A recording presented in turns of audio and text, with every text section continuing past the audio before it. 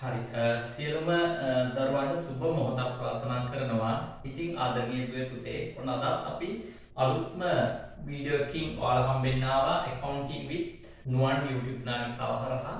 ඉතින් මෙන්න මේ අලුත්ම වීඩියෝ එකෙන් මම කතා කරන්න බලාපොරොත්තු වෙන්නේ අපට ආසන්නම වර්ෂය 2025 වර්ෂයේ උසස් පෙළ විභාගයේ ගිණුම්කරණයේ ප්‍රශ්න පත්‍රය ආපු සමාගම් ගන්න.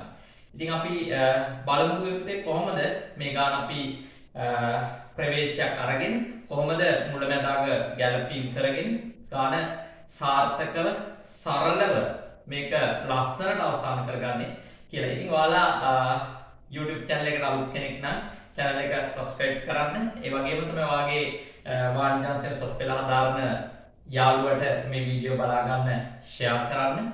ඒ වගේම තමයි වීඩියෝ එක අවසාන වෙනකම් රැඳිලා ඉන්න කියලා මම ආදරෙන් ඉල්ලා සිටිනවා. එහෙම වුණොත් ඔයාලට පුළුවන් සමාගම් ගානට අදාළව ඔයාලට මේ තාක් නොතේරුණු ගැළපීම් තියෙනවා නම් ඒ ගැළපීම් අල්ල ගන්න සහ සමාගම් ගානක් කොහොමද ප්‍රවේශය අරගෙන මුලැමැදාග ගැළපීම් ටික සාර්ථකව කරලා නිමා කරගන්නේ කියලා.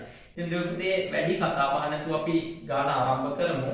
ඉතින් ගාන රූල් කරගන්න ගොඩ වෙලාවක් යන නිසා සහ වීඩියෝ එකේ මේක රූල් කරන්න ගියොත් එතන වීඩියෝ එක ගොඩක් දිග්ගැස්සෙන නිසා මම මේක රූල් කරගත්ත විභාගයේදී නම් ඔයාලට ටයිම් එක ඔන්න එන කලින් ඔයාලගේ පිළිතුරු සපයන කඩදාසි පොත ඒ සියල්ල හම්බ වෙන නිසා ඔයාලට කලින් මේක රූල් කරගන්න පුළුවන්. ඉතින් මම ගාන රූල් කරගත්තා ආදායම් ප්‍රකාශනය, හිමිකම වෙනස් වීමේ ප්‍රකාශනය, මූල තත්ත්ව ප්‍රකාශනය, අවශ්‍ය වෙන සටහන්, ඒ වගේම තමයි පෙර වැඩවලට අවශ්‍ය කොටස් ටික මම කලින්ම රූල් කරලා හදාගත්තා. ඉතින් මේ පුතේ මේ ගාන දිහා බලුවට පස්සේ මට තේරෙන එක දෙයක් තියෙනවා. මේ ගාන බොහෝ දුරට මේකේ ගැළපීම් සමානව ගිහිල්ලා තියෙනවා 2023 වර්ෂයේ උසස් පෙළ විභාගයේ ගිණුම්කරණ ප්‍රශ්න පත්‍රය ආපු සමාගම් ගානත් එක්ක ඔයාලත් එක්ක පොඩ්ඩක් බලන්න. ඒහා සමාන ගැළපීම් ටිකක් මේකේ තියෙනවා. ඉතින් අපි බලමු කොහොමද මේ ගාන ආරම්භ කරලා කරගෙන යන්නේ කියලා. ඉතින් මේ ගාන පුතේ ගත්තට පස්සේ මේකේ කෙටුම්පත් ආදායම් ප්‍රකාශනයක් අපිට දීලා තියෙනවා. ඒ වගේම තමයි මේක නිෂ්පාදන ව්‍යාපාරයක්. මේක නිෂ්පාදන ව්‍යාපාරයක්. එතකොට නිෂ්පාදන ව්‍යාපාරයක නම් පුතේ නිෂ්පාදන ගිණුම තමයි උඩින්ම හැදෙන්නේ. නිෂ්පාදන ගිණුම හැදිලා නිෂ්පාදන ගිණුමෙන් විකුණුම් පිරිවැය අරගෙන ඊට පස්සේ තමයි විකුණුම් වලින් විකුණුම් පිරිවැයට කරලා දල ලාභයට එන්නේ. ඉතින් අන්න ඒ ක්‍රමයට ආපු ගාණක් තමයි මේ තියෙන්නේ. එතකොට නිෂ්පාදන ගිණුමේ උඩ කොටස අවසන් කරලා විකුණුම් පිරිවැය හොයලා තියෙන්නේ. ඉතින් මේ ගාණ දිහා බැලුවට පස්සේ විකුණුම් පිරිවැයට යම් ගැළපීම් තියෙනවා. විකුණුම් පිරිවැයට ගැළපීම් තියෙනවා. ඒ වගේම තමයි සමාගම් ගාණන සාමාන්‍ය ගැළපීම් ටික කල්බත් ගැළපීම, දේපළ පිරියත උපකරණ සම්බන්ධ ගැළපීම, තොග ගැළපීම් ඒ සියල්ල මේකේ අන්තර්ගත වෙලා තියෙනවා. ඉතින් අපි මේ ගාන පුතේ පටන් ගනිද්දී මුලින්ම ශේෂ පරීක්ෂණයේ තියෙන දේවල් ඉස්සෙල්ලා කියව ගන්න ඕන. ඒ පිළිබඳව හොඳ අවබෝධයක් අපි අරගන්න ඕන කියවලා. ඉතින් මේකෙදි ශේෂ පරීක්ෂණ බැලුවට පස්සේ ඊට පොඩි ශේෂ පරීක්ෂණයක් තමයි අපිට දීලා තියෙන්නේ මේ ගානේ. ඊට උඩින් ආදායම් ප්‍රකාශනය අපිට දීලා තියෙනවා. ඊට අමතරව ආදායම් ප්‍රකාශනයේ දීලා තියෙන මෙහෙයුම් පිරිවැයේ සංයුක්තිය අපිට ඊට යටින් දීලා තියෙනවා. ඉතින් අපි මුලින්ම මේකේ මෙහෙයුම් පිරිවැයේ සංයුක්තිය දිහා බලලා ඒ සංයුක්තියේ දීලා තියෙන වියදම් ශීර්ෂ බෙදා හැරීම් පරිපාලන වෙනත් මූල්‍ය තියෙනවා නම් ඒවයි ශේෂ ටික පුතේ මුලින්ම සටහන් කරගමු. මොකද ඒවට ගැළපීම් තියෙන්න පුළුවන්. ඒක නිසා. හරිනේ. එන පරිපාලන වියදම් වල ශේෂය විදිහට අපිට දාගන්න පුළුවන් 6500ක්. අපි ඒක ශේෂය කියලාම දාමු. 6500යි. පරිපාලන වියදම් වල ශේෂය 6500යි. බෙදා හැරීමේ වියදම් වල ශේෂය 6900යි. බෙදා හැරීමේ වියදම් වල ශේෂය 6900යි.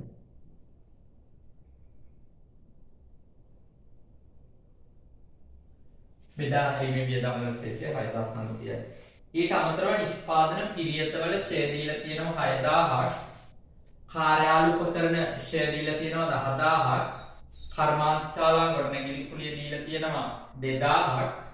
සතක්සේරු යටතේ ගෙවූ ආදායම් බදු දීලා තියෙනවා 1100ක්. ඒ අනුව මුළු මෙහෙයුම් වියදම දීලා තියෙනවා 32500ක්. හරි.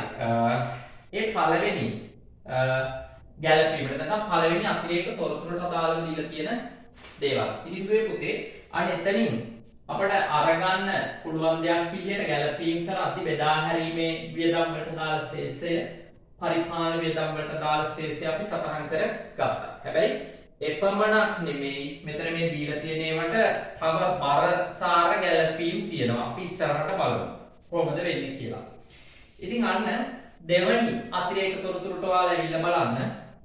ඒකේ කියනවා පුතේ මෙන්න මේ වගේ කතාවක්. බලන්න. ශේෂ පිරික්සුමේ දක්වා ඇති තොගය ආගණනය කර ඇත්තේ කෙටුම්පත් ආදායම් ප්‍රකාශනය පිළියෙල කිරීමේදී ඇතැම් නිෂ්පාදන වියදම් ඇතුළත් නොකිරීම හේතුවෙන් වැරදි ලෙස ගණනය කළ නිෂ්පාදන පිරිවැය මතය නිමි භාණ්ඩ තොගයේ පිරිවැය නිෂ්පාදන පිරිවැයෙන් 5න් එකකට සමාන වේ. 2025 3.31 දිනට අමුද්‍රව්‍ය හෝ නොනිමි තොග නොතිබිනි. හරි. එතකොට මේ කියන කතාව මොකක්ද කියලා අපි බලමු. දැන් මේකේ කියලා තියෙනවා ශේෂ පිරික්සමේ දක්වා ඇති තොගය ආගණනය කර ඇත්තේ කෙටුම්පත් ආදායම් ප්‍රකාශනය පිළිවෙල කිරීමේදී ඇතැම් නිෂ්පාදන වියදම් ඇතුළත් නොකිරීම හේතුවෙන් වැරදි ලෙස ගණනය කළ නිෂ්පාදන පිරිවැය මතය. එතකොට පුතේ නිෂ්පාදන පිරිවැය වැරදි නම් හරිද? නිෂ්පාදන පිරිවැය වැරදි නම් එතනින් අපේ ඔළුවට එන්න ඕන නිෂ්පාදන පිරිවැය වැරදි නම් විකුණුම් පිරිවැය කොහොමත් වැරදි. ඒකට හේතුව මොකද්ද? විකුණුම් පිරිවැයට වඩා උඩින් තමයි නිෂ්පාදන පිරිවැය ගණනය වෙන්නේ. හරිද? නිෂ්පාදන ව්‍යාපාරයක විකුණුම් පිරිවැයට වඩා උඩින් තමයි නිෂ්පාදන පිරිවැය ගණනය වෙන්නේ. නිෂ්පාදන පිරිවැයත් ගණනය වුණාට පස්සේ ඒ නිෂ්පාදන පිරිවැයත් යොදාගෙන තමයි විකුණුම් පිරිවැය ගණනය කරන්නේ. එහෙනම් විකුණුම් පිරිවැයත් මේ දීලා තියෙන එක වැරදි. ඒ වගේම තමයි අවසාන නිමිතෝගේ අගයක් වැරදි. නේ? එහෙනම් ඒවා නිරවුල් කරගන්න වෙනවා. එතකොට විශේෂ තොරතුරක් අපිට දෙන්න නිමි භාණ්ඩ තොගයේ පිරිවැය නිෂ්පාදන පිරිවැයෙන් 5න් එකකට සමාන වෙයි. දැනට දීලා තියෙනව නේද නිමි භාණ්ඩ තොගයක්. අනේ නිමි භාණ්ඩ තොගයේ පිරිවැය මුළු නිෂ්පාදන පිරිවැයෙන් 5න් එකකට සමාන වෙනවලු. එතකොට මෙතනදී යම් නිෂ්පාදන පිරිවැයට අදාළ පිරිවැය අයිටමයක් නිෂ්පාදන පිරිවැයට ගිහිල්ලා නැත්තම් හරිද? නිෂ්පාදන පිරිවැයට ගිහිල්ලා නැත්තම් අන්නේ අයිටමෙන් 5න් එකක් අදාළ කරන්න වෙනෝ නිමි තොගයේ වටිනාකමට. ඒ වගේම තමයි අනේ නිෂ්පාදන පිරිවැයට නොගියපු මුළු ප්‍රමාණයම විකුණුම් පිරිවැයට එකතු කරන්නත් සිද්ධ වෙනවා. හරි අපි බලමු. හරි මෙන්න ගානට ගියාට පස්සේ මෙතන තියෙනවා නේද ඔයාලා බලන්න නිෂ්පාදන පිරියතශය කියලා 6000ක් පිරියතශය කියලා තියෙනවා 6000ක්. එතකොට මේ පිරියතශය 6000 නිෂ්පාදන පිරියතශය 6000 මේ 6000 යන්න ඕන නිෂ්පාදන පිරිවැයට. හැබැයි ඒක ඇවිල්ලා තියෙන්නේ මොකේද? මෙහෙයුම් පිරිවැයට. ඒක ඇවිල්ලා තියෙන්නේ මෙහෙයුම් පිරිවැයට. ඒ වගේම තමයි ආයේ බලන්න කාර්යාල උපකරණශය 10000ක් තියෙනවනේ. උපකරණශය කාර්යාල උපකරණශය කාර්යාල උපකරණශය 10000ක් තියෙනවා. කාර්යාල උපකරණශය 10000 නම් අදාළ වෙන්නේ නැහැ මෙතන. උපකරණශය නෙවෙයි. කාර්යාල ගොඩනැගිලි කුලිය. කර්මාන්තශාලා ගොඩනැගිලි කුලිය.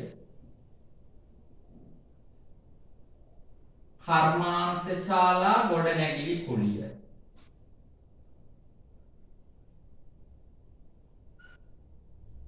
කර්මාන්තශාලා ගොඩනැගිලි කුලිය 2000ක් තියෙනවා. කර්මාන්තශාලා ගොඩනැගිලි කුලිය තියෙනවා 2000ක්. හරිද? ඔන්න ඔය දෙක ගත්තට පස්සේ පුතේ ඕක මෙහෙයුම් පිරිවැයක් විදියට තමයි අරන් තියෙන්නේ. හැබැයි ඕක මෙහෙයුම් පිරිවැයක් නෙවෙයි. මොන පිරිවැයක්ද? නිෂ්පාදන පිරිවැය යටතේ යන්න ඕන එකක්. හරිද? එකක් තමයි පීරියත ෂය 6000 අනිත් එක තමයි කර්මාන්තශාලා ගොඩනැගිලි කුලිය 2000. ඉතින් දැන් දැනට ගණනය කරලා තියෙන විකුණුම් පිරිවැය අපි අරගෙන බලමු කීයද කියලා. දැනට ගණනය කරලා තියෙන විකුණුම් පිරිවැය තියෙනවා 40000. නේ අපි ඒක ගිණුමක සටහන් කරගමු මේවා. ඔන්න විකුණුම් පිරිවැය 40000යි. හරි. ඊට පස්සේ නිමිතොගය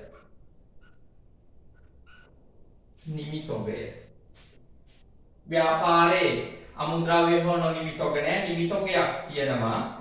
නිමිතොගය ගත්තට පස්සේ නිමිතොගයේ වටිනාකම 10000.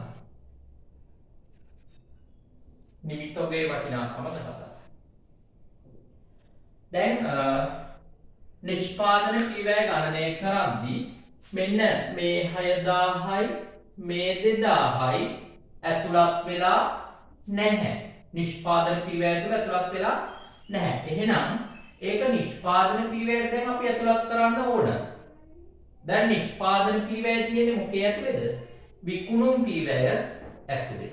එහෙනම් දැනට මෙහෙයුම් පිරිවැය ඇතුළේ තියෙන මේ 6000 සහ 2000 මෙහෙයුම් පිරිවැයෙන් අයින් කරලා විකුණුම් පිරිවැයට එකතු කරන්න ඕන. නැත්නම් මෙහෙයුම් පිරිවැය බැර විකුණුම් පිරිවැය හර විදියට සටහන් වෙන්න ඕන. අපි ඒක මුලින්ම සටහන් කරගමු. මෙන්න පීරියත ෂය.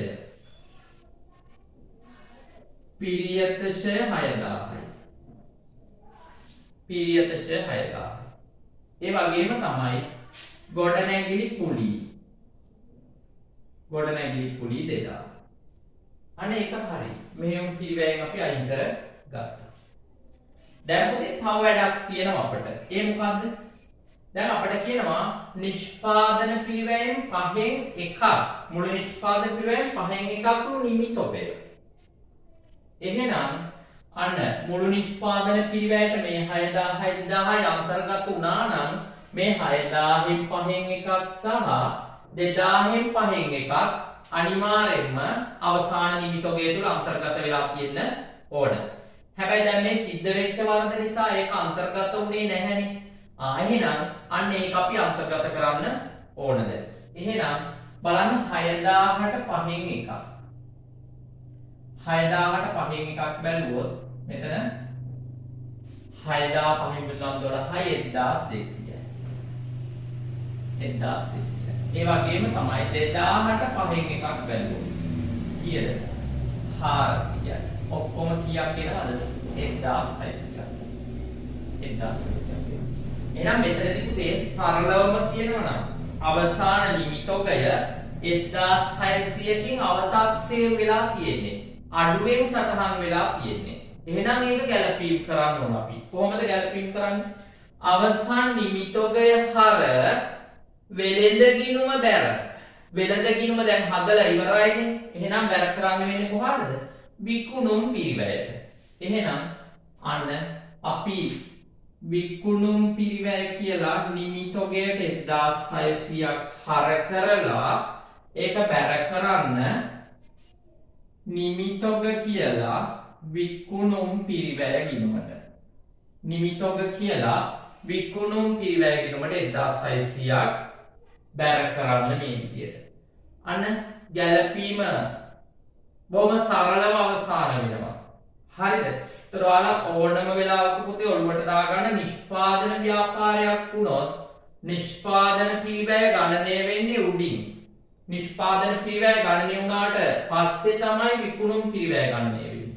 එතකොට නිෂ්පාදන ගිණුම තුළ යම් අයිටමයක මොනවා හරි ප්‍රශ්නයක් වෙනවා නම් ඒක විකුණුම් පිරිවැයට බලපෑමක් වෙනවා.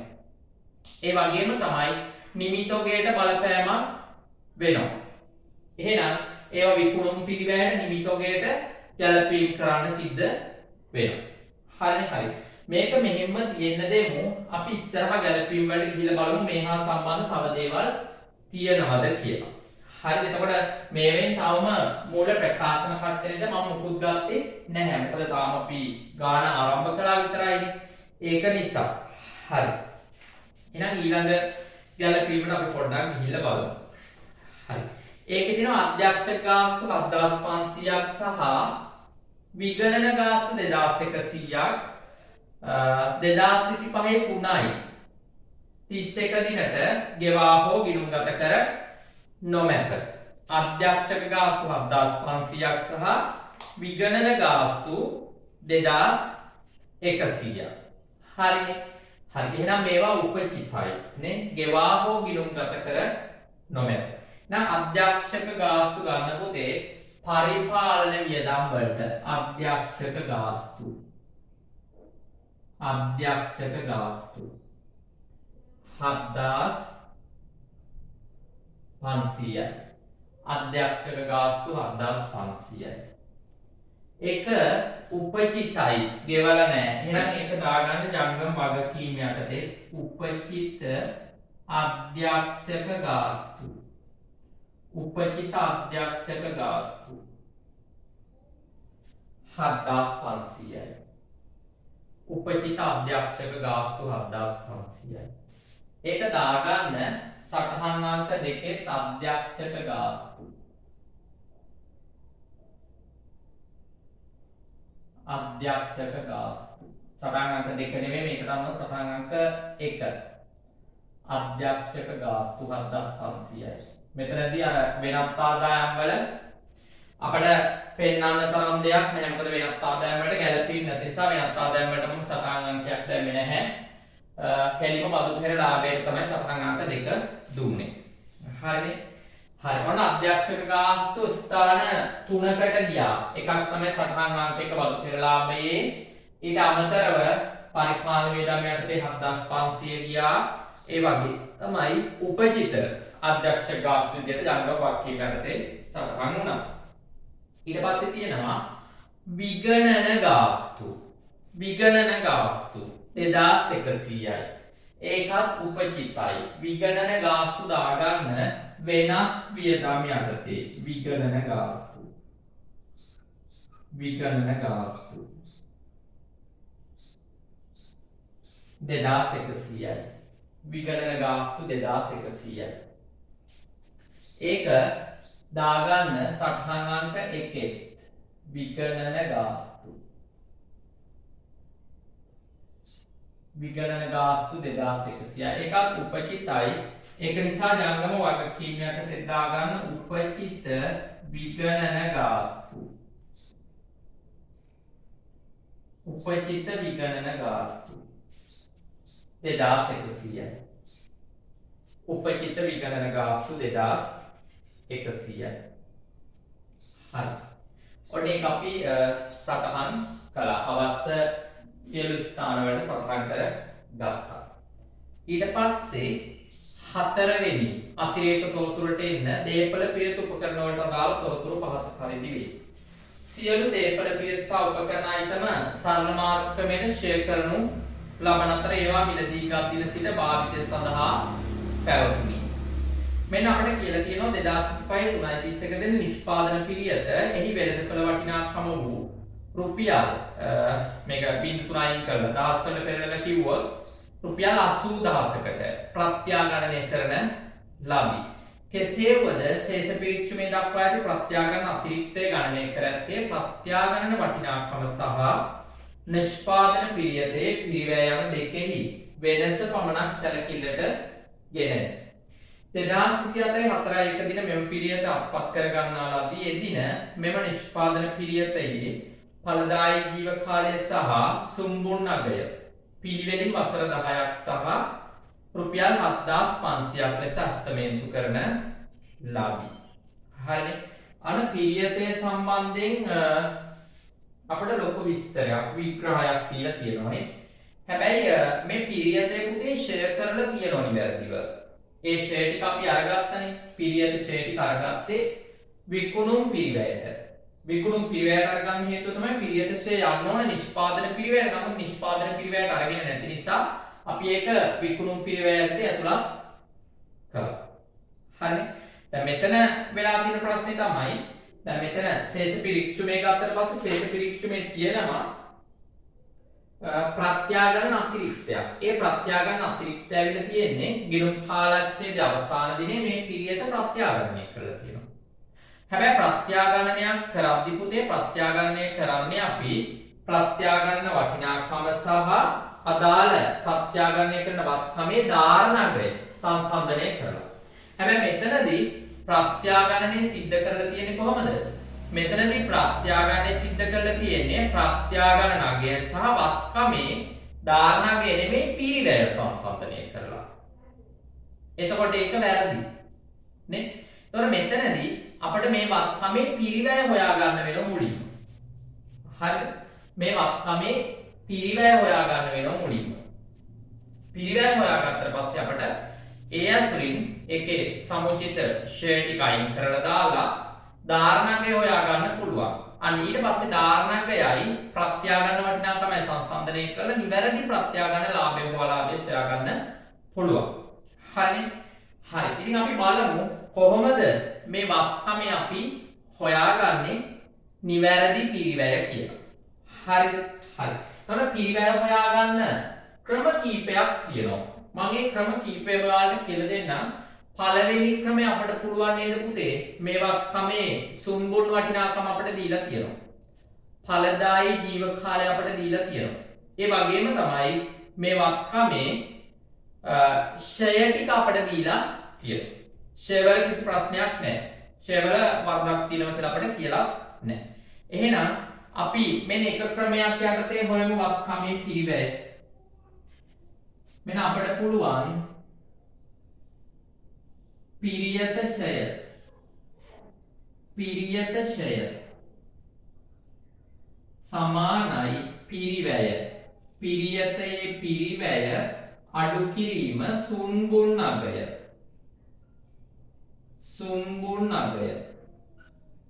බෙදීම ඵලදායි ජීව කාලය. මෙන්න මේ සූත්‍රය උක්ත කරගත්තොත් පුතේ අපිට පිරියතේ පිරිවැය සොයා ගන්න පුළුවන්. එහෙනම් ඡය ටික අපි දන්නවා කීයද?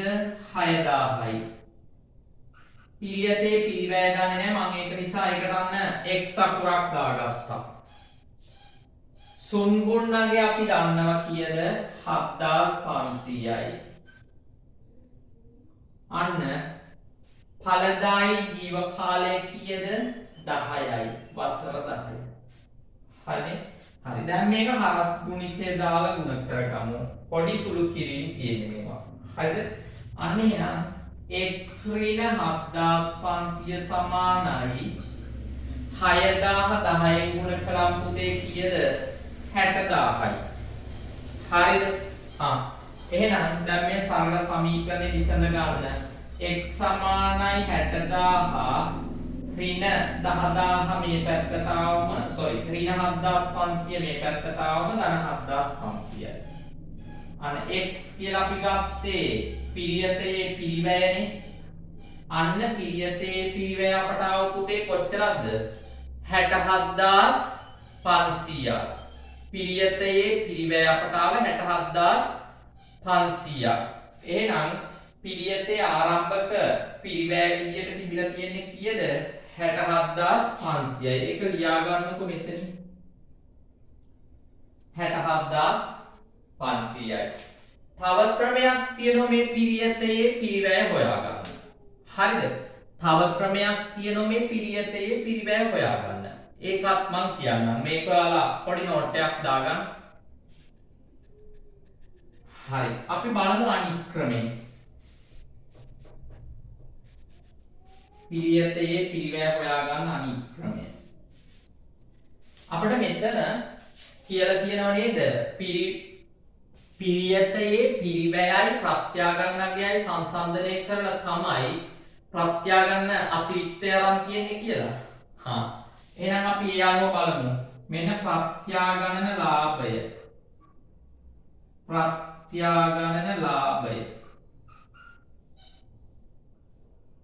සමානයි මෙතනදී අරන් තියෙන්නේ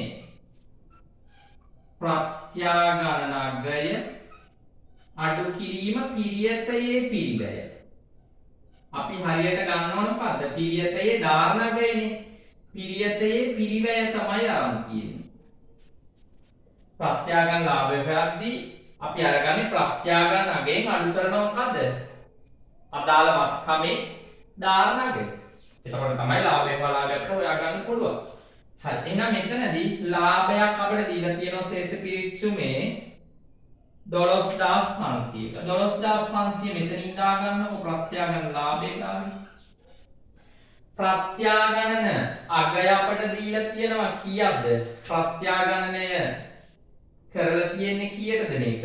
80000ට. 80000. හරි. මෙන්න පිරියතයේ පිරිවැය. පිරියතයේ පිරිවැය මම දා ගන්නවා x කියලා. හරිද? අන්න 12500 ධන 80000 මේ පැත්තට ආවම ඍණ 80000යි. මේ පැත්ත ඍණ x නේ තියෙන්නේ. හරි. අන්න එහෙනම් ඍණ 80000යි ධන 12500 කියන්නේ පිළිතුර එනවා ඍණ 67500යි. සමානයි ඍණ x. ඍණට ඍණ කපලා දානවා. එතකොට අන්න x සමානයි 67500යි. එහෙනම් අන්න පුතේ පිරියතයේ පිරිවැය එතනිනුත් ගන්න පුළුවන් අපට නේ. ඔන්න පිරියතයේ පිරිවැය අපි හොයාගත්තා. හරිද? ඔන්න පිරියතයේ පිරිවැය අපි හොයාගත්තා. 67500යි. මේ ක්‍රමයක් හදා ගන්න.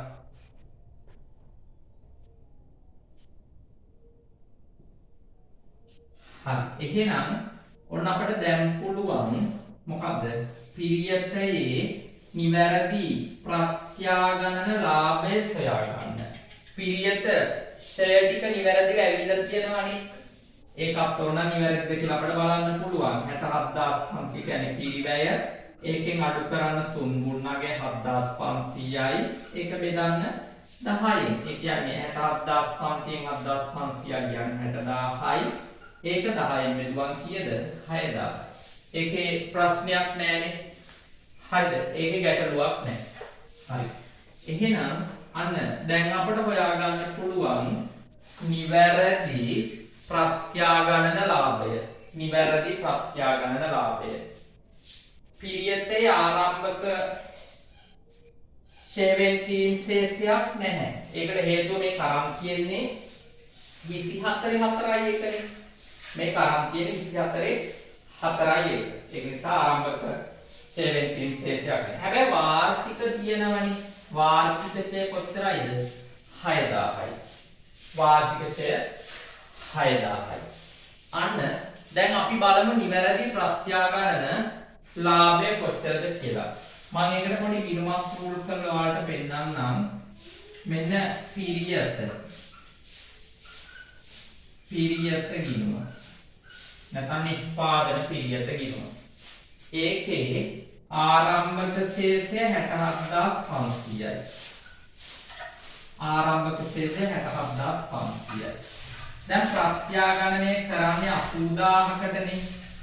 එතකොට ප්‍රත්‍යාගණනය කරනගේ තමයි අපි බැර පැත්තෙන් පහළට ගෙන විශේෂ විදියට ලියාගන්නේ.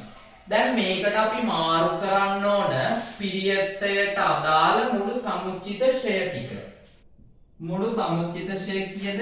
6000යි නේ. ඒක අපි දේපල පිරියත සපහනේ ඒ විදියට කරමු. මෙන්න මේ සම්පූර්ණ ෂය ටික මාරු කරන්න පිරිවැය ගිණුමට. නැත්නම් පිරියතයේ පිරිවැයට එරෙහිව ධාරණගේ ලැබෙන තුරු ඒක කපා හරින්න ඕන. හරි. මෙන්න මෙතනට මම මාරු කළා. ෂේවෙන් කිරීම හර නිෂ්පාදන පිරියත ගිණුම බැරි. නම් මේ ෂේවෙන් කිරීම ගිණුම හර කරලා ෂේවෙන් කිරීම කියලා පිරියත ගිණුමට බැර කළා 6000. හරි. අන්න දැන් මේක තුලනය කළොත් ඔයාලට ගන්න පුළුවන් නිවැරදි ප්‍රත්‍යාගණන ලාභය 86000න් අඩු කරන්න 67500ක්. අන්න 500යි. මෙතන 15න් 7ක් 8යි 7න් 1ක් 6යි. කීයක් වෙනවද? 18500යි. ප්‍රත්‍යාගණන ලාභය. මේක පළමු වර ප්‍රත්‍යාගණනයෙන් ලද ලාභයක්. එහෙනම් අදාළ වත්කම් ගිණුම හර ප්‍රත්‍යාගණන සංචිත ගිණුම බැර. එහෙම නැත්නම් වෙනත් විස්තීර්ණ ආදායම් බැර. හරිනේ? එහෙනම් මෙන්න මෙතන ප්‍රත්‍යාගණන ලාභයේ විදියට එනවා 18500ක්. එතකොට අන්න 3.31 25 3.31 නිෂ්පාදන පිළියෙත කිරීමේ අවසාන ශේෂ්ඨ විදියට එන්නේ ප්‍රත්‍යාගණන අගය 80000ක්.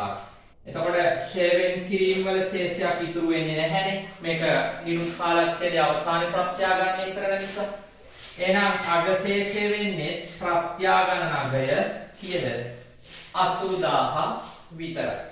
අන්න පිළියෙතේට අදාළ කොටස ඒ විදිහට අපි අවසන් කරනවා. හරිනේ? හරි. එච්චරයි. ඒකේ ඇති දෙයක් නැහැ.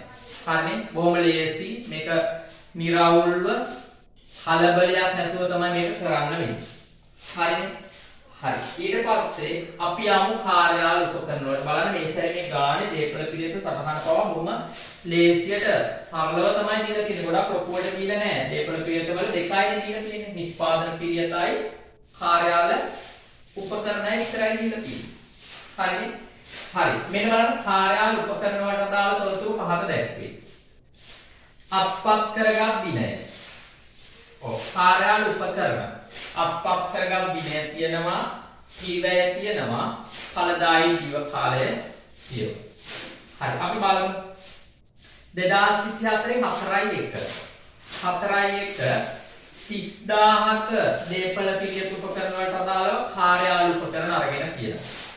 24.10යි. ඒ කියන්නේ පවතින ගිණුම් කාලච්ඡේදයේ මැද. පවතින ගිණුම් කාලච්ඡේදයේ මැද. හරිද? එතකොට 30000කට අදාළව වර්ෂයට ෂෙයා බලන්න වෙනවා. ඒ වගේම තමයි 20000කට අදාළව මාස 6කට ෂෙයා ගණනය කරගන්න වෙනවා. හැබැයි මෙතන පොඩි වැරද්දක් වෙලා තියෙනවා. මොකක්ද වෙලා තියෙන්නේ? කාර්යාල උපකරණ වල ඇස්තමේන්තුගත සුන්බුරුණගේ ශූන්‍යවේ අත්පත් කරගත් දිනය සැලකිල්ලට නොගෙන මුළු වර්ෂය සඳහාම කාර්යාල උපකරණ ෂෙයා කර ඇත. වැරදිනේ. මුළු වර්ෂය සඳහාම ෂෙයා කරනවා නම් ඒක වැරදි. එහෙනම් අපි ඒක නිවැරදි කරමු. හරිද? එහෙනම් අපි ඒක නිවැරදි කරගමු. ඊට කලින් අපි අර ප්‍රත්‍යාගණන ලාභයක් ලැබුණා නේද අපිට 18500ක. ඒක මෙන්න මෙතන සටහන් කරගන්න. පිරියත වෙනත් විස්තීර්ණ ආදායම් යටතේ පිරියත ප්‍රත්‍යාගණන ලාභ. පිරියත ප්‍රත්‍යාගණන ලාභ 18500යි. පිරියත ප්‍රත්‍යාගණන ලාභය 18500යි. හරි.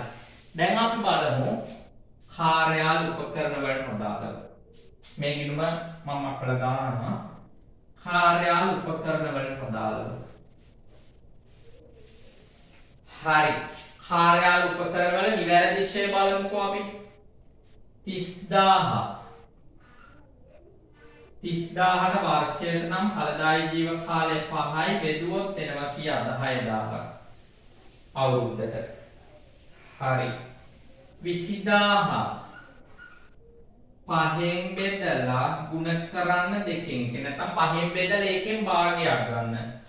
මෙතන 1යි මෙතන 4යි. 4000න් භාගයයි කියන්නේ කීයද? 2000යි. අන කාර්යාල උපකරණ නිවැරදි ශ්‍රේණිය අපිට කොච්චරද? 8000ක්. බලන්න දැනට කාර්යාල උපකරණ ශ්‍රේණිය විදිහට කීයක් අරන් තියෙනවද කියලා. 10000ක් අරන් තියෙනවා. 10000 අරන් තියෙන්නේ කොහොමද මේ? මේ දෙකම එකතු කරලා 50000 බෙදලා කීයද? 5න් නේ. එතකොට වැරදි. දිනවක් වාන සැලකිල්ලට අරන් නැතුව තමයි ඒක කරලා තියෙන්නේ. එහෙනම් අන්න කාර්යාල උපකරණ වල නිවැරදි ශ්‍රේණිය කාර්යාල උපකරණ වල නිවැරදි ශ්‍රේණිය ගන්න පරිමාණ වේදම් යටතේ කාර්යාල උපකරණ ශ්‍රේණිය කාර්යාල උපකරණ ශ්‍රේණිය 8000යි එක සටහන් අංක එකටත් ගන්න කාර්යාල උපකරණ ශ්‍රේණිය කාර්යාල උපකරණ ෂය. හරි ඊට පස්සේ අන්න දේපල පිළිවෙත උපකරණ වලට අදාළ ගැළපීම් එතනින් අවසාන වෙනවා කාර්යාල උපකරණ වල ශේෂ සටහන් කරගන්න ඕන. අන්න එතනදී ශේෂ සටහන් කරගනිද්දී අපිට ආරම්භක ශේෂ විදියට දාගන්න බෑ. මේ 67500ත් අපිට ආරම්භක ශේෂයක් විදියට දාන්න බෑ. ඒකට හේතුවයි මේක මිලදීගෙන තියෙන්නේ 4යි එකනේ. එහෙනම් ආරම්භක ශේෂයක් විදියට නෙමෙයි මේක දාන්න ඕන. මිලට ගැනුමක් විදියට. හරිද? මිලට ගැනුමක් විදියට. ඒ වගේම තමයි කාර්යාල උපකරණත් ඒ වගේ. කාර්යාල උපකරණ එකක් අරන් තියෙන 30000 අරන් තියෙන 24 4යි එක. ඒ වගේම තමයි 20000 අරන් තියෙන්නේ 24 10යි එක. දෙකම කාලච්ඡේදය තුල අරන් තින ආරම්භයේදී ශේෂ තිබිලා නැහැ. එහෙනම් ඒකේ ආරම්භය දාගන්න 50000ක් විදියට. ආරම්භය දාගන්න 50000ක් විදියට. වාර්ෂික ෂය ආරම්භක ශේෂ නැහැ මේකේ ෂය වෙන් කිරීම වල වාර්ෂික ෂය 8000යි. වාර්ෂික ෂය 8000යි. හරිද? අන්න එතකොට මෙතන 50000යි මෙතන 8000ක් තියෙනවා. හරි ඒක අඩු වුණොත් අන්න කාර්යාල උපකරණ වල ධාරණ ගේනවා මොකද? 42000. ධාරණ ගේනවා 42000. අපි මේ පැත්තත් එකතු කරලා දාගමු. මෙතන 117500. මෙතන 18500. මේ පැත්ත අඩු කිරීම 6000. හරිද? හරි. එහෙනම් එතන එකතුවත් අපිට දාගන්න පුළුවන් මුළු එකතුව.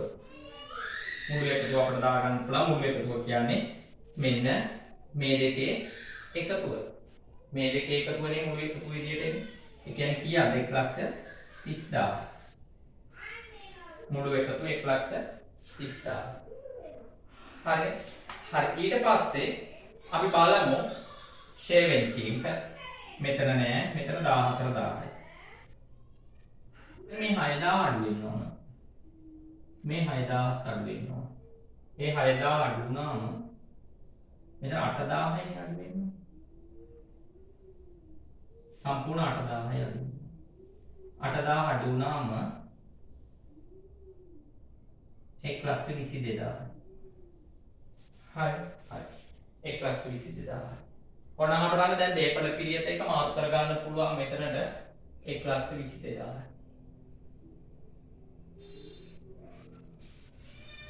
ජංගම නොවනවත් කමයන්ට දේපල පිළියෙත කරන්නේ 122000යි කියලා මාර්ක් කරගන්න පුළුවන්. හරි. ඔන්න එතකොට අපි දේපල පිළියෙත උපකරණ වලට අදාළ ගැළපීම් කොටස අවසන් කරන එක කිසිම ප්‍රශ්නයක් නෑ අමාරුත් නෑ බොහොම ලේසි දේපල පිළිවෙත උපකරණ ගැළපීම. ඊළඟට අපිට යන්න තියෙන්නේ සමාගම් ගානේ හැමදාම එන විශේෂම ගැළපීමක් තමයි කල්බදු කියලා කියන්නේ. කල්බදු ගැළපීමට තමයි අපිට ඊළඟට යන්න තියෙන්නේ. අපි බලමු කල්බදු ගැළපීමට කිව්ව මොන වගේ ගැළපීමක්ද මේ වාක්‍යය අපිට ඇවිල්ලා තියෙන්නේ කියලා. හරිද? ඉතින් කල්බදු ගැළපීම වල කියව ගන්න ඒක කියවනකොට මෝටරාත් එක්ක භාවිතයි කියලා ලබාගෙන ඉඳලා 24 4යි. එහෙනම් මේක ගිණුම් කාලච්ඡේදයේ මුලම කරන කල්බද්දක්. කල්බදු විසුම්කට එළවෙන අතර මේ දින 20000ක මූලික ගෙවීමක් කරන ලදී. 2024 4යි එක දිනට මුළු කල්බදු වාරිකවල වර්තමාන අගය රුපියල් 30000ක් විය. කල්බදු විසුමට අනුව රුපියල් 8000ක් බැගින් මම බිඳු තුනක් අඩු කරගෙන 8000ක් බැගින් වූ සමාන වාර්ෂික වාරික 5ක් කල්බදු කාල සීමාව තුළදී ගෙවිය යුතු අතර පළමු වාරිකයේ 25/3/31 දින ගෙවන ලදී. කල්බදු කාල සීමාව අවසානයේ මෝටර රථයේ අයිති කල්බදු ගැනුම්කරුට මාරු නොවේ. ඒ කියන්නේ අපට අයිති වෙන්නේ නැහැ කල්බදු සමාගමට තමයි ඒක යන්නේ. ඉතින් කල්බදු සමාගමට යනවා නම් ෂෙයා කරන්න ඕන විදිහට වෙනසක් තියෙනවනේ.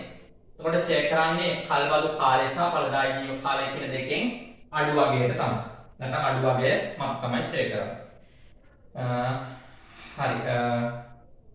සමාන වාර්ෂික වාරික 5කින් කල්බදු කාල සීමාව තුළ ගෙවිය යුතු අතර පළමු වාරික 2025 331 දින ගෙවන ලදී. කල්බදු කාල සීමාව අවසානයේදී මෝටර රථයේ අයිතිය කල්බදු වෙනු කරපාරණෝයි මෝටර රථයේ අස්තමේන්තුගත පළදායීව පරිභාෂාවක් වන අතර සුන්ගුණගේ ශූන්‍ය වේ. 25 331 දිනෙන් සහ 331 දිනෙන් අවසන් වාර්ෂික සඳහා දාල් කල්බදු පොලිය පිළිවෙලින් 3126ක් සහ 2618ක් වේ. කියන්නේ 25 331 දිනෙන් අවසන් පොලිය සහ 26 331 දිනෙන් ඊළඟ වාර්ෂික. හරි. මූලික ගෙවීම සහ ප්‍රථම කල්බදු වාරිකයේ භාවිතයි සහිත වත්කම් ගිණුමට හර කර ඇති අතර මුදල් ගිණුම බැර කර ඇත. මෙම කල්බදු සඳහා වෙනත් කිසි සටහනක් තබා නොමැත. මෙම මෝටර රථයේ භාණ්ඩ බෙදා හැරීම සඳහා යොදා ගේ. හරි. එතකොට මෙතන වැරැද්දක් කරලා තියෙනවා. මූලික ගෙවීම භාවිතයි සහිත වත්කම් ගිණුමට හර කරපු එක වැරැද්දක් නෑ.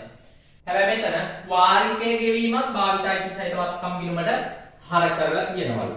එහෙනම් බලන්න ඔක්කොම භාවිත අයිසයිත වත්කම් කියලා ශේෂ පිරික්සමේ කොච්චර තියෙනවද? 28000ක් තියෙනවානේ. ඒතර 28000 තියෙන්නේ මූලික ගෙවීම 20000 සහ වාරිකයේ ගෙවීම 20000 නේ. හරි. අපි කල්බදු වලට අදාළ මූලික ගිණුම් ටික පොඩ්ඩක් රූල් කරගමු මෙතන. මෙන්න කල්බදු වත්කම් ගිණුම. කල්බදු වත්කම් ගිණුම. වත්කම් මේක මෝටර රථනේ. මෝටර රථ කල්බදු වත්කම් මම මෙන්න මෙතන කල්බදු වගකීම් ගිණුම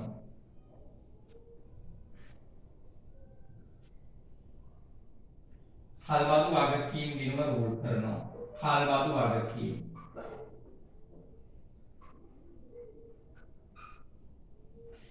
මෙතනින් කල්බදු පොලි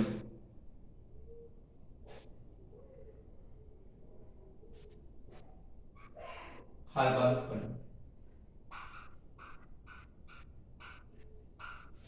කල්බදු පොලි ගිණුමත් රූල් කරගත්තා. හරිනේ. හරි.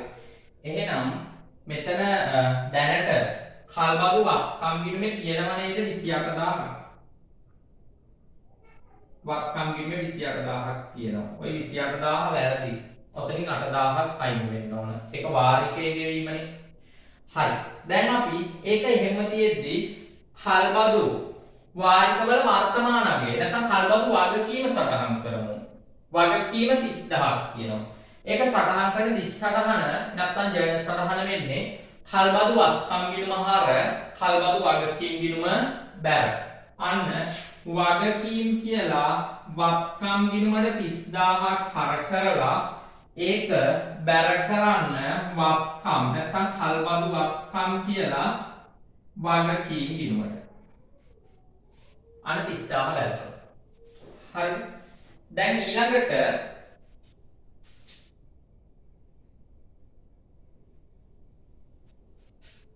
හරි. ඊට පස්සේ අපි බලන්න ඕන මොකද්ද? ඊට පස්සේ බලන්න ඕන වාරිකය ගෙවීම. ඒ වගේම තමයි මූලික ගෙවීම. මූලික ගෙවීම නම් සටහන් කරලා තියෙන්නේ. ඒකේ ප්‍රශ්නයක් නැහැ. වාරිකය ගෙවීම. අන්න කල්බදු වාරිකය සාමාන්‍ය විදිහට ගෙවුවනම් මුදල් ගිණුම බැර කල්බදු වගකීම් ගිණුම හර. මුදල් ගිණුම බැර කල්බදු වගකීම් ගිණුම හර. දැන් වෙලා තියෙන්නේ මොකද්ද? මුදල් ගිණුම බැර කරලා ඒක කල්බදු වත්කම් ගිණුමට හර කරලා. එහෙනම් දැන් අපිට කරන්න තියෙන්නේ කල්බදු වත්කම් ගිණුම බැර කරන්න. වත්කම් ගිණුම බැර කරන්න වගකීම් කියලා. වගකීම් කියලා කල්බදු වත්කම් ගිණුම බැර කරන්න කීයක්ද? 8000ක්. ඒක හර කරන්න කල්බදු වත්කම් කියලා වගකීම් ගිණුමට 8000. අන වාරිකයේ ගෙවීමක් සටහන් කළා. හරි. වාරිකයේ ගෙවීම සටහන් කළා. ඊට පස්සේ කල්බදු පොලිය අපි ගිණුම්ගත කරමු. මේ කාලච්ඡේදයට අදාළ පොලිය දීලා තියෙනවා 3126ක්.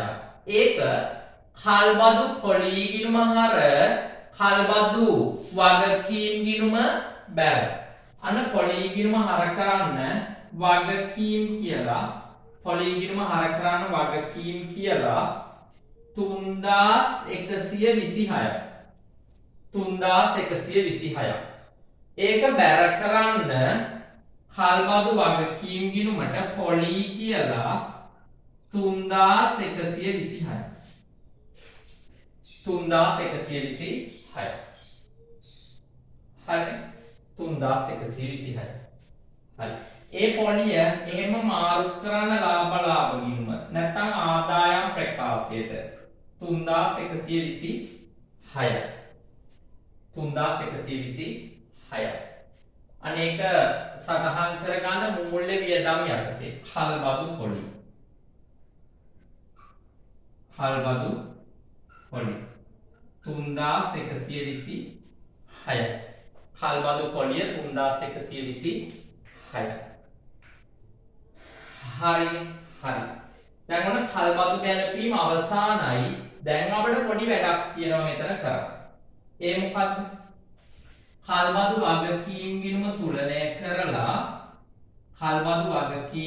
තුලනය කරලා කල්බදු වගකීම් ගිණුමේ ශේෂය කඩන්න වෙනවා කෑලි දෙකකට වගකීම් ගිණුමේ ශේෂය කඩන්න වෙනවා කෑලි දෙකකට ජංගම වගකීම සහ ජංගම නොවන වගකීම විදියට ජංගම වගකීම සහ ජංගම නොවන වගකීම විදියට හරි එහෙනම් 33126න් අඩු කරන 8000ක් එහෙම වුණොත් අපිට එනවා 25126 25126ක් අපිට ලැබෙනවා අන්න 25126 දැන් අපිට කඩා ගන්න වෙනවා කෑලි දෙකකට නේ 25126 කඩා ගන්න වෙනවා කෑලි දෙකකට එකක් ජංගම අනිත් එක ජංගම නොවන එකක් ජංගම වගකීම් අනිත් එක ජංගම නොවන වගකීම් එහෙනම් අන්න ජංගම කොටස හොයා ගන්න පුළුවන් අපිට වාර්ෂික කල්බදු වාරිකයෙන් අඩු කරන්න ඕන මේ වර්ෂයේ පොලිය නෙවෙයි ඉදිරි වර්ෂයේ පොලිය 2618 අන්න 2618ක් අඩු කළොත් අපට එනවා 10න් 8ක් 2යි 9න් 1ක් 8යි 9න් 6ක් 3යි 7න් 2ක් 5යි 5382 අන්න එහෙනම් ජංගම නොවන කොටස හොයන්න පුළුවන් අපිට 25126න් අඩු කරන්න 25126න් අඩු කරන්න 5382 අන්න එතකොට එනවා 4යි මෙතන 12න් 8ක් ඒත් 4යි 10න් 3ක් 7යි මෙතන 14න් 5ක් 9යි මෙතන 1යි 19744යි හරි අන්න කල්බදු වගකීම කොටස් දෙකකට වෙන් කළා ඒක ගන්න ජංගම නොවන වගකීම් යටතේ කල්බදු වගකීම් කියලා 19744යි 19744යි ජංගම වගකීම් යටතේ කල්බදු වගකීම් කියලා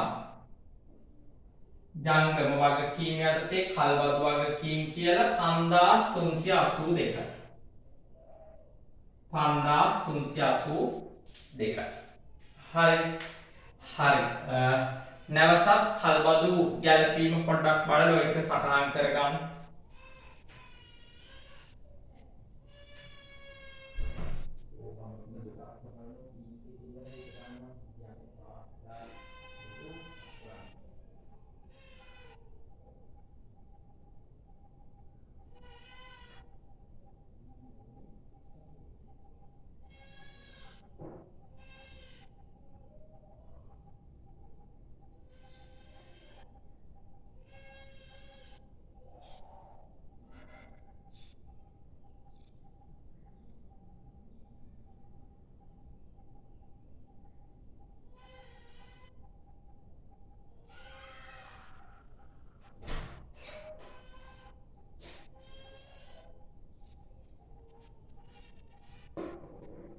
හරි. ඊට පස්සේ අපි යමු අනිත් ගැලපීම් ටිකට. කල්බදු ගැලපීමට අදාළව අපිට තව කොටසක් තියෙනවා කල්බදු ගැලපීම වල අවසන් කරගන්නනේ. අපි වගකීම් ටික සටහන් කළා. ඊට අමතරව කල්බදු වත්කමේ ෂය ගණනය කරගන්න තියෙනවා. හරි. කල්බදු වත්කම් ගිණුම තුලනය කරන්න. මෙතන 58යි 58යි ශේෂේනවා කීයද? 50000. ශේෂේනවා 50000. හරි. දැන් ෂය බලන්නේ කොහොමද? මේ වත්කම අපට අයිති වෙන්නේ නැහැ. ඒ කියන්නේ මම නම් සමාගම මට අයිති වෙන්නේ නැහැ. මට අයිති වෙනවා නම් ඵලදායී ජීව කාලයෙන් බෙදලා තමයි ෂය බලන්නේ. හැබැයි මට අයිති වෙන්නේ නැත්තම් ෂය කරද්දී ඵලදායී ජීව කාලයයි කල්බදු කාලයයි කියන දෙකෙන් අඩු වගය තමයි අපි සැලකිල්ලට ගන්න. මේ අඩු වගයෙන් බෙදලා තමයි ෂය බලන්නේ. මෙතනදී කල්බදු කාලය වාර්ෂික 5ක්. වාර්ෂික 5ක්. කල්බදු කාලය වර්ෂ 5යි. ඵලදායී ජීව කාලය වර්ෂ 8යි. එහෙනම් 8 සහ 5න් අඩු වගේ 5. 5න් බෙදලා තමයි ෂය බලන්න වෙන්නේ. එහෙනම් 50000 බෙදීම 5 කීයද? 10000යි. කල්බදු ක්‍රමයේ යටතේ ලබාගත් මෝටර රථය. මේක අපිට කියලා තියෙනවා බෙදා හැරීමේ කාර්ය සඳහා භාවිතා කරනවා කියලා. එහෙනම් බෙදා හැරීමේ වියදම් යටතේ තමයි දාන්න වෙන්නේ කල්බදු රථය. කල්බදු රථය 10000යි. එක සටහන් අංක එකටත් ගන්න කල්බදු රථය. කල්බදු රථය.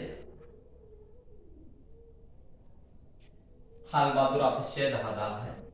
ඒ වගේම තමයි එක මෙතන භාවිතයි සහිත වත්කම් කියන සටහන් අංක 3 යටතේ සටහන් කරන්න පිරිවැය 50000යි සමුචිත ෂය 10000යි ඒ අඩු වුණාම ධාරණා ගේනවා කීයද?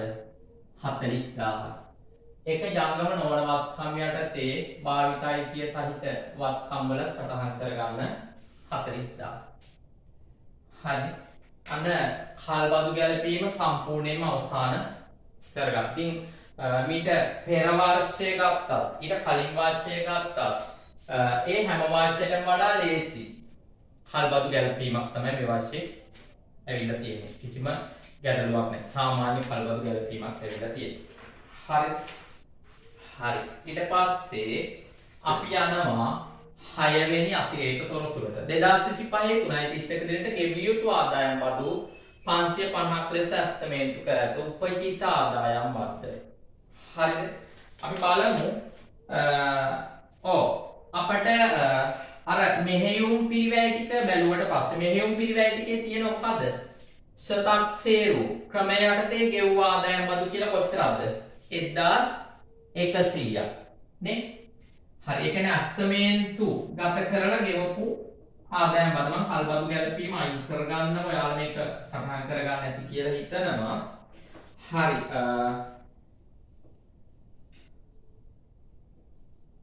අපි බලමු තක්සේරු ආදායම් බද්ද.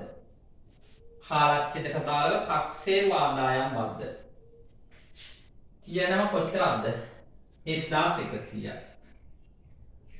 1100ක් තියෙනවා. තක්සේරු කරපු සතක්සේරු. මෙච්චර වෙයි කියලා තක්සේරු කරලා ගෙවපු ආදායම් බද්ද 1120. හැබැයි පස්සේ බලනකොට මෙන්න තවත් ගෙවිය යුතුයි කොච්චරද? 550. ඒකට එකතු කරන්න ඕන උපචිත ආදායම් බදු 550යි. අන්න එතකොට කාලච්ඡේදයට අදාළ ආදායම් බද්ද වෙන කොච්චරද? 1650ක්. ඒක අරගන්න ආදායම් ප්‍රකාශනයේ ආදායම් බදු යටතේ 1650යි. මේකට මම සටහන් අංකයක් දැම්මේ නැහැ. මොකද මේක විශේෂ ගැලපීමක් නෙවෙයි නේද? හද ආදායම් බදු වෙන් කිරීමක් තිබ්බනම් අදියුණ ගැලපුවා නම් ඔන්න සටහනක් විදිහට නාමරණය කිරීමක් කරන්න පුළුවන්. හරි. හරි. එහෙනම් උපචිත ආදායම් බදු අරගන්න. උපචිත ආදායම් බදු. උපචිත ආදායම් බදු ගන්න 550ක් උපචිත ආදායම් පත්ත ගන්න 550ක් ජංගම වගකීම් යටතේ. ජංගම වගකීම් යටතේ. හරි. ඊට පස්සේ අතිරේක තොරතුරු අංක 7 කියන්නේ අවසාන අතිරේක තොරතුරු. ඒක කියලා තියෙනවා සමාගමේ මූල්‍ය ප්‍රකාශ නිකුත් කිරීම සඳහා 2025 දින අධ්‍යක්ෂකවරුන් විසින් අනුමැතිය ලබා දුන් අතර පහත සිදුවීම් 2025 දිනට පසුව සිදු වී ඇත. ඒ කියන්නේ ඊට කාලච්ඡේදයෙන් පසු සිදුවීම්. පසු සිදුවීම් කොටස් දෙකක් තියෙනවා ගලපන සිදුවීම් සහ නොගලපන සිදුවීම්. අපි බලමු මෙතනදී ගලපන්නේ මොනවද නොගලපන්නේ මොනවද කියලා. ගනුදෙනු කරුණු විසින් සමාගමට එනෙහිව ගොනු කර තිබූ නඩු තීන්දුව 2024 4/30 දින ලබා දෙන ලදී. ඒ අනුව ගෙවිය යුතු වන්දිය සම්පූර්ණයෙන්ම පියවීම සඳහා රුපියල් 600ක් මම බිල් 3ක් අඩු කරලා කියන රුපියල් 600ක් සමාගම විසින් මේ දින ගෙවන ලදී. මෙම නඩුව 2024 12/10 දින ගොනු කර තිබේ. ඒ කියන්නේ මේක ගිණුම් කාලච්ඡේදයේ අවසාන දවස 25/3/31 දිනට සාක්ෂියක් සපයන සිදුවීම. මොකද මේ නඩුව ගොනු කරලා තියෙන්නේ කවදද? 24/12/10. හරිද? කාලච්ඡේදයේ තුල ගොනු කරපු නඩුවක්. එතකොට ගිණුම් කාලච්ඡේදයේ අවසාන දිනටත් මේකට සාක්ෂියක් තියෙනවා. හැබැයි ගෙවන්න වෙලා තියෙන්නේ කවදද? ගෙවන්න වෙලා තියෙන්නේ කාලච්ඡේදය වුණාට පස්සේ. කිසි ප්‍රශ්නයක් නැහැ. මේක ගලපන්න වෙනවා. ගලපන සිදුවීමක්. ඒකට හේතුව මේ සිද්ධිය සිද්ධ වෙලා නැත්නම් මේ නඩුව වැටිලා තියෙන ගිණුම් කාලච්ඡේදය තුල. එහෙනම් ගිණුම් කාලච්ඡේදයේ අවසාන දිනේට මේක වෙන් කිරීමක් විදිහට තියෙනවා. හරි. එහෙනම් අපිට මේක සටහන් කරන්න පුළුවන් වන්දි වෙන් කිරීම. වන්දි වෙන් කිරීම 600ක් විදියට. එතකොට සේවක වන්දි හර වන්දි වෙන් කිරීම බැල. නැත්නම් ගනුදෙනු කරුවෙක් නේ මේක. ඒ ගනුදෙනු කරුවා වෙනුවෙන් වෙන් කරපු වන්දි වෙන් කිරීම බැර වන්දි ගිණුම හර. හරි. දැන් වන්දි වෙන් කිරීම අරගන්න වෙනත් වියදම් යටතේ. මේ මෙතන විගණන ගාස්තු. විගණන ගාස්තු වෙනත් නෙවෙයි. ඒක දාන්න පරිපාලන වලට. විගණන ගාස්තු 2100. වන්දි වෙන් කිරීම වෙනත් වලට දාන්න. වන්දි වෙන් කිරීම 600. ඒක සේවක වන්දි. ඒක දාන ජංගම වගකීම් යටතේ වන්දි වෙන් කිරීම.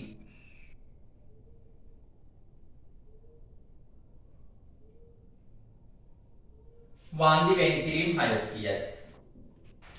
වන්දි වෙන් කිරීම 600යි. හරි. එතකොට වන්දිය වෙනත් වියදම් යටතේ සටහන් කරනවා. ඒක ගලපන සිදුවීමක්. 25/3/31 දිනට පැවති වෙළඳ ණය ගැතියේ ගුණවත් වී ඇති බව උසාවිය විසින් 2025/5/31 දින ප්‍රකාශයට පත් කරන ලදී.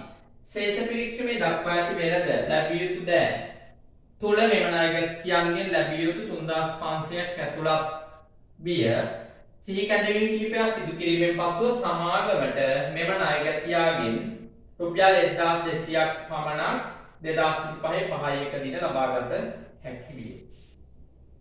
හරිනේ. එතකොට 5/1 1200ක් විතරක් ලබා ගන්න පුළුවන් වෙලා තියෙනවා. එතකොට මේ ණයගැතිය ව්‍යාපාරය තුළ ඉඳලා තියෙනවා 3500ක්. වෙච්ච ණයගැතියන්ගෙන් ලබා ගන්න පුළුවන් වෙලා තියෙන 1200 කියන්නේ ඉතුරු ටික මොනවද? බොල් ණය.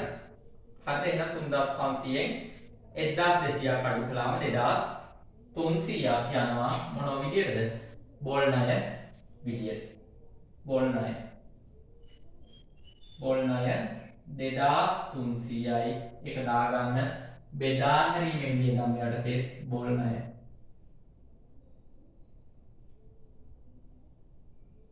බෙදා හැරීම වියදම් යටතේ දාගන්න බොල් ණය 2300යි. හරි. එහෙනම් ණය ගැතියෝ බලන්න ශේෂ පිරික්සමේ කීයක් ඉන්නවද කියලා වෙළඳ ලැබිය යුතු. වෙළඳ ලැබිය යුතු 25800යි. වෙළඳ ලැබිය යුතු 25800යි නේ.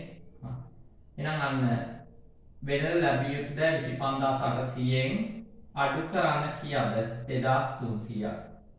අඩු කළා මේක මම සටහනක් විදිහට දාලා තියෙනවා. මෙතන 8න් 3ක් 5යි.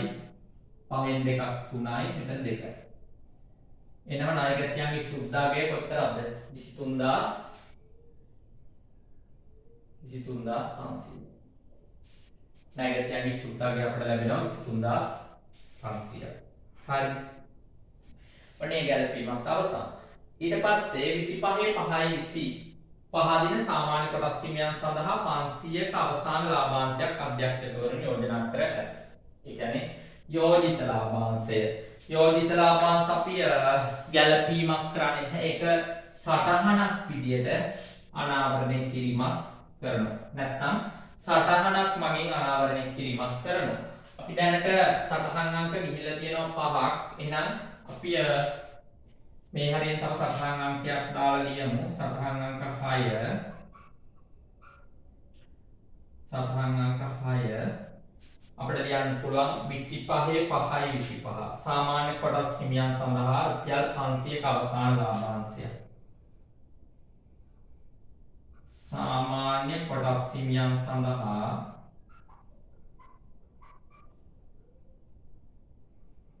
හිමියන් සඳහා 25 5යි 25 රුපියල් 500ක අවසාන ලාභාංශය.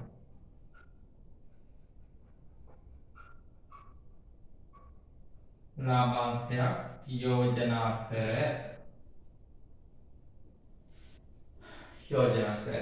හරිද පුතේ? ඔන්න ගැලපීම් ටික අපි ওই විදිහට අවසන් කර ගන්නවා. හරිද?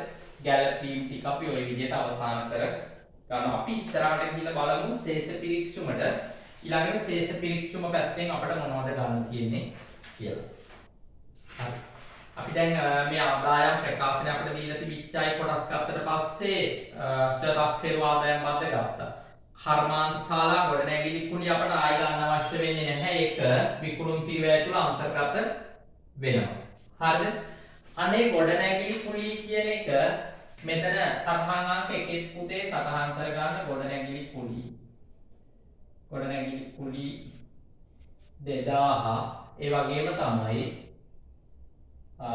පිරියත ෂය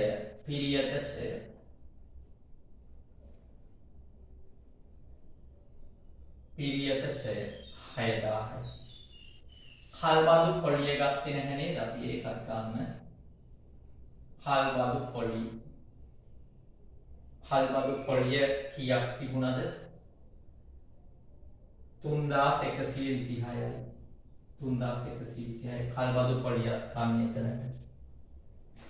හරි.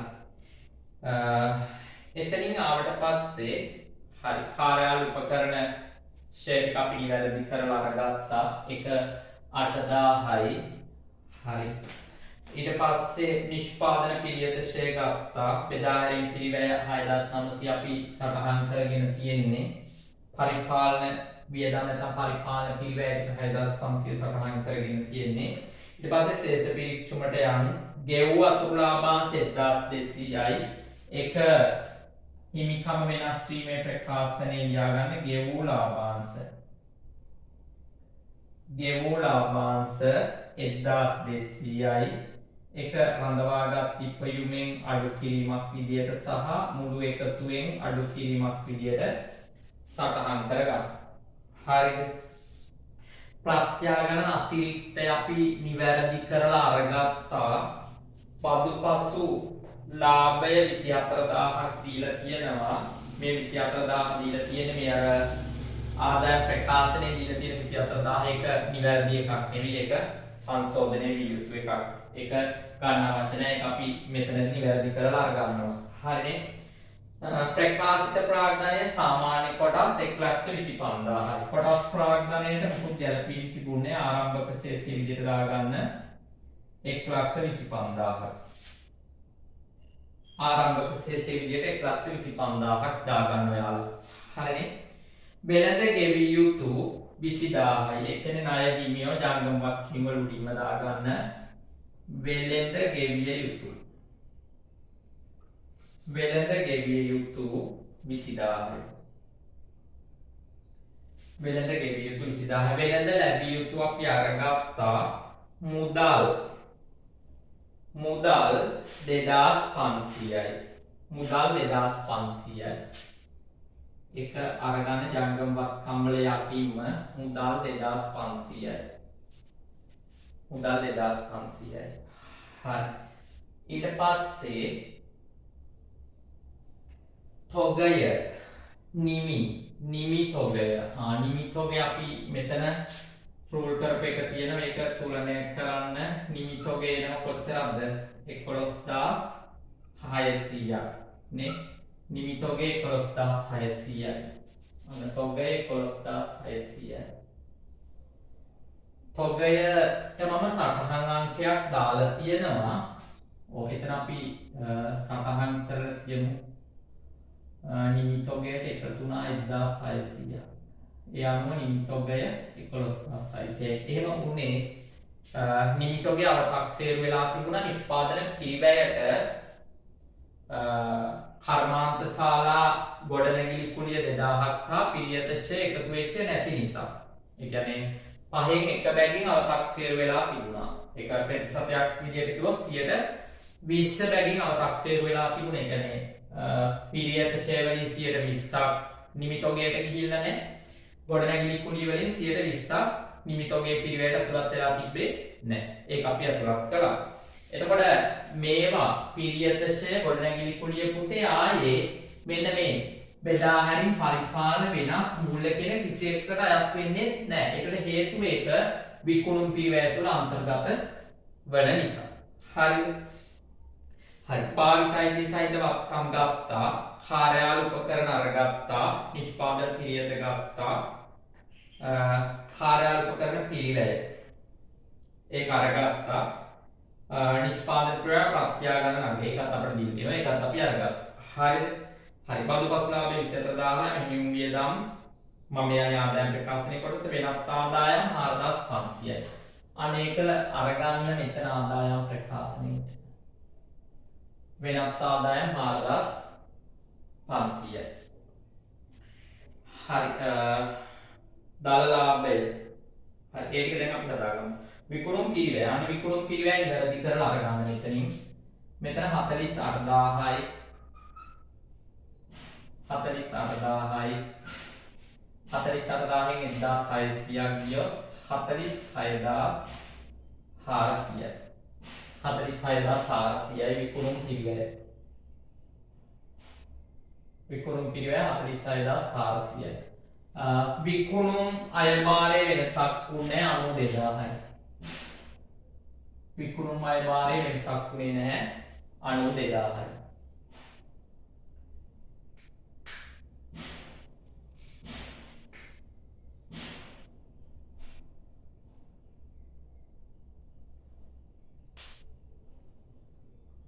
හරි දැන් අපි මේ ටික එකතු කරලා අලු කරලා බලමු කොහොමද එන්නේ කියලා. හරිද?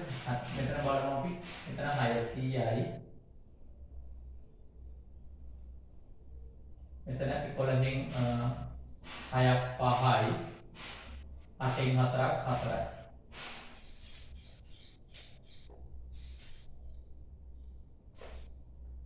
45600යි ඒකට එකතු කරන්න 4500 ඒකට එකතු කරන්න 4500 කියන්නේ වෙනත් ආදායයක් මෙතන 100යි මෙතන බිංදුවයි මෙතන 50යි 100ක් එනවා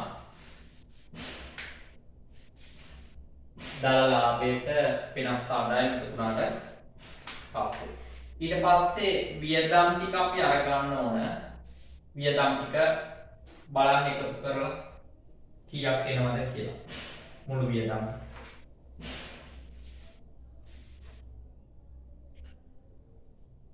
අපි බලමු පරිපාලන වියදම්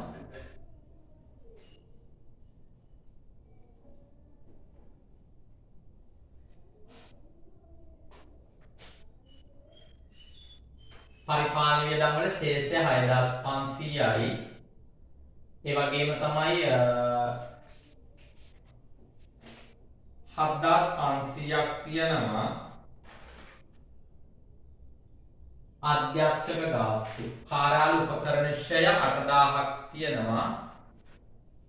විගණන ගාස්තු 2100ක් තියෙනවා.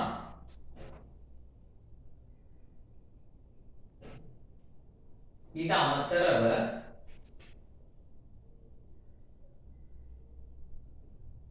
තව එච්චරයි තියෙන්නේ නේ. එච්චරයි තියෙන්නේ. ඒ ටික එකතු කරලා ගන්න. හරි. ඒ ටික එකතු කළොත් අපිට එනවා මෙතන 11න් 1යි. මෙතන ටිකක් ගත්තාම හරි 6යි 7යි 13යි 13යි 8යි 21යි 21යි 2යි 23යි අර 1යි 24යි 24100ක් එනවා. 24100. හරි මෙතන වෙනත් වියදම් 600යි. මෙතන මූල්‍ය වියදම් 3126ම තමයි. බෙදා හැරීමේ වියදම් මෙතන 200යි 9යි මෙතන 19200යි. හරි අපි අරගම් බෙදා හැරීමේ වියදම් 19200යි පරිපාලන වියදම් 24100යි පරිපාලන වියදම් 24100යි වෙනත් වියදම් 600යි වෙනත් වියදම් 600යි මූල්‍ය වියදම් 3126යි 3126යි. හරි ඔය ටික එකතු කරලා බලන්න කීයක් එනවද කියලා. මුළු එකතුව කීයක් එනවද කියලා බලන්න වියදම් ටික එකතු කරලා සම්පූර්ණ ප්‍රමාණය.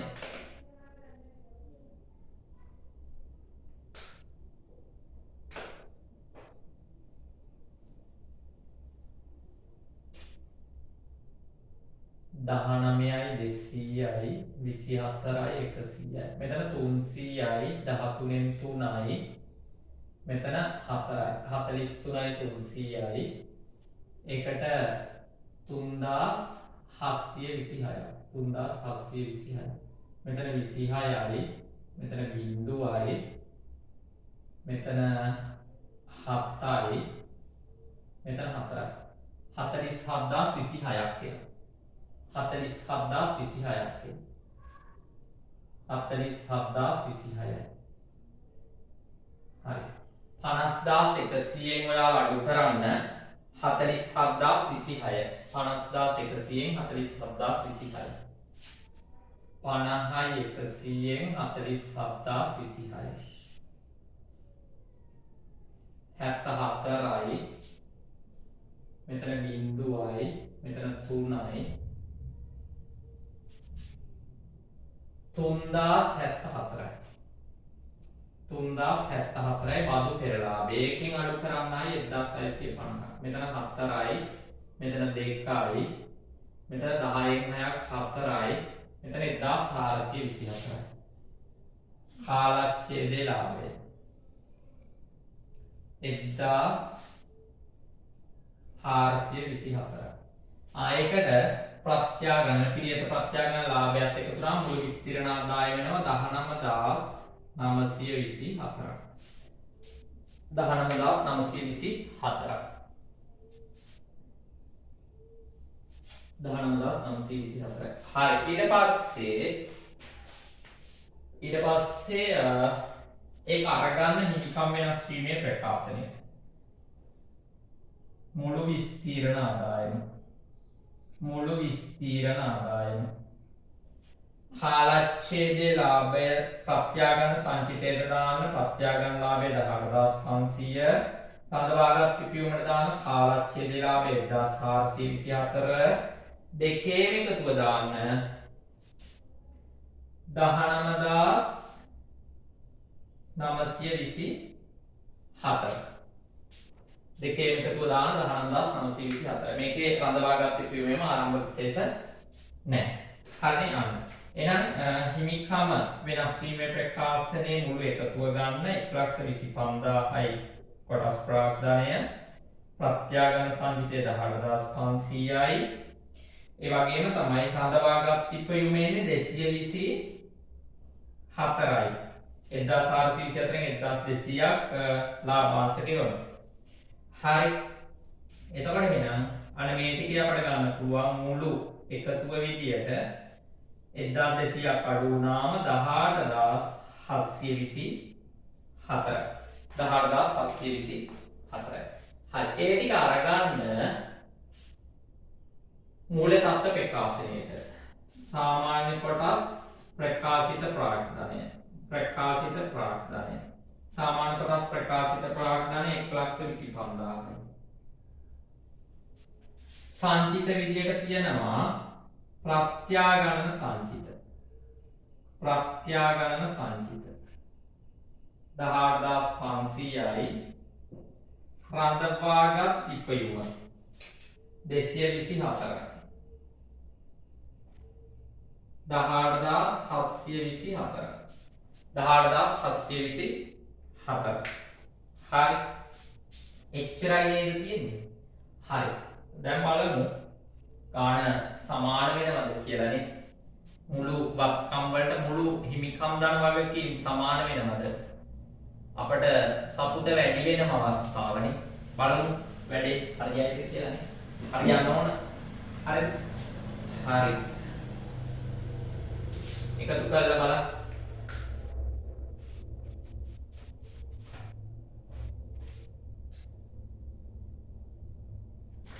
හරි. මේ පැත්ත අපි අරගමු. මුලින්ම 23යි 500යි 11යි 600යි 0.2යි 1යි 5යි 3යි 2500 37යි 600ක් එනවා මෙතන. 37යි 600යි 37යි 600ක් එනවා.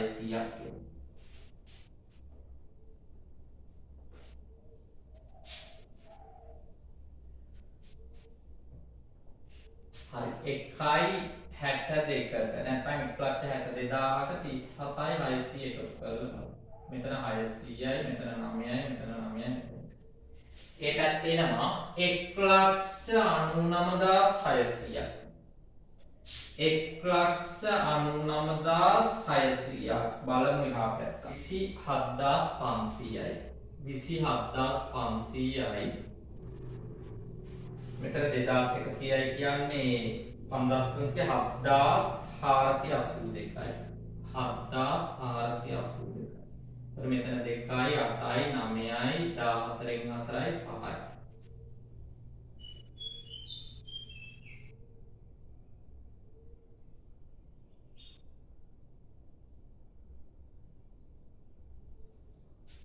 තුනයි.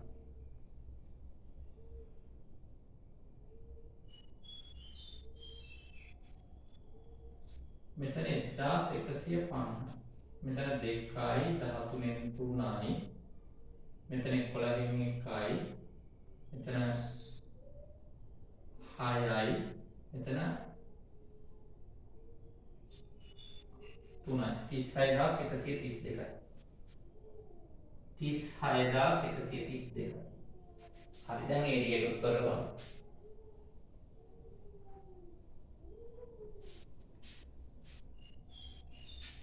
1,25,000යි 18,724යි 18,724යි මෙතන 724යි 8යි 5යි 13න් 3යි 2යි 1යි 3යි 8යි 4යි මෙතන 1,43,724යි ඒකට 19,744ක් දාමු මෙතන 8යි මෙතන 6යි මෙතන 14න් 4යි මෙතන 13න් 3යි මෙතන 6යි මෙතන 1යි ඒකට 36,132 36,132 මෙතන බිංදුවයි මෙතන බිංදුවයි මෙතන 6යි මෙතන 9යි මෙතන 9යි මෙතන හරි 1,99,600යි හරි ඉස්සෙල්ලා අපිට 1000ක් අඩු වෙලා තියෙන එකතු කරාති එහෙම තමයි හරිනේ එම අඩු වැඩි වීම වෙන්න පුළුවන් හැබැයි ඒ වගේ වෙලාවක ඒකම හොය ඉන්න එපා ගාන යම් මට්ටමකට කොට දාගත්තට පස්සේ බොහෝ වෙලාවට බැලන්ස් උන් නැතොත් ඒකේ ඇයිද බැලන්ස් වුණේ නැත්තේ කියලා හොය හොය ඉන්න එපා. හරිද? දැන් මෙතනදී ගාන නිමා කරන්න ඕන නිසා මම කොහමද ඒක මොකද අඩු වුනේ කියලා බලලා ගාන බැලන්ස් කළා. නමුත් ඔයාලා විභාගයේදී ඒක හොය හොය ඉන්න එපා. ඒ වුණොත් එතන ලොකු වෙලාවක් යනවා. ඔයාලා පුළුවන් ගන්න ටික සියල්ලම හදලා අවසාන කරලා අන්තිමට එතනට ටයිම් එකක් ඉතුරුනොත් බලන්න ඇයිද බැලන්ස් වුනේ නැත්තේ කියලා. ඒ අඩුපාඩුවක් හදාගන්න. ඉතින් ඔන්න ඔය විදිහට 2025 උසස් විභාගයේ ආපු සමාගම් ප්‍රශ්න අපි අවසන් කරමු. ඉතින් ඉස්සරහට 2024 23 22 ආදී වශයෙන් ආසන්න වසර 10කවත් අපි සමාගම් ගන්න මේ විදිහට සාකච්ඡා කරනවා. ඉතින් මේක හොඳින් බලන්න මොනවා හරි ප්‍රශ්න ගැටලු තියෙනවා නම් කමෙන්ට් එකක් දාන්න සහ WhatsApp message එකක් දාන්න. ඒකට මම ඔයාලට උත්තර දෙන්නම්. හරිනේ. එහෙනම් සියලු දෙනාටම සුබ මොහොතක් ප්‍රාර්ථනා කරනවා.